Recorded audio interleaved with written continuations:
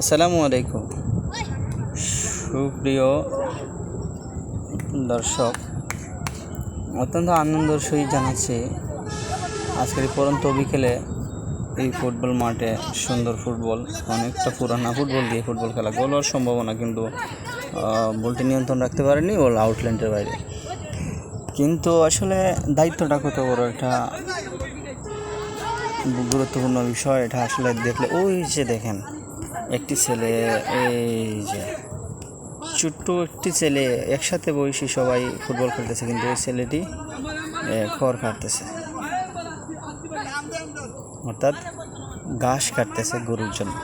হাতে ঘাস দেখতে পাচ্ছেন, শিশুটি ঘাস কাটতেছে আর অন্যরা খেলাধুলা করতেছে। আসলে দায়িত্ব বড় কঠিন জিনিস।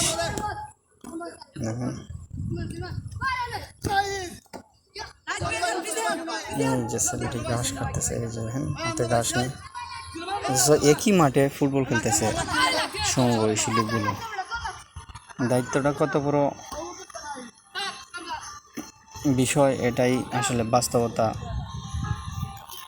দেখেন ছেলেটি ঘাস কাটতেছে আর এক পাশে মাঠে ফুটবল খেলতেছে। তাহলে আপনারা কি বলবেন? এই ছোট্টবেলায় ছেলেটি সংসারের দায়িত্ব নিয়ে নিচ্ছে, হয়তোবা আসলে দরিদ্রতা বড় কঠিন জিনিস, হয়তোবা দরিদ্রতার কারণে নয়তোবা দায়িত্বশীলতার কারণে, দুটার একটা হবে। খেলাধুলা রেখে ছেলেটি ঘাস কাটতেছে গরু ছাগলের জন্য, আর দিকে মাঠে একই মাঠে খেলাধুলা করতেছে সবাই, ছেলেটি ঘাস কাটতেছে।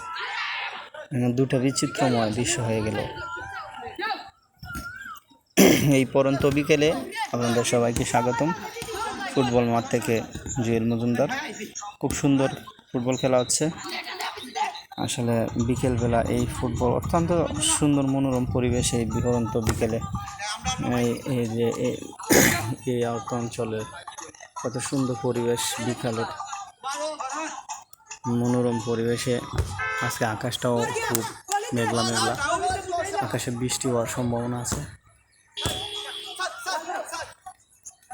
মেঘ জমে আছে আকাশে।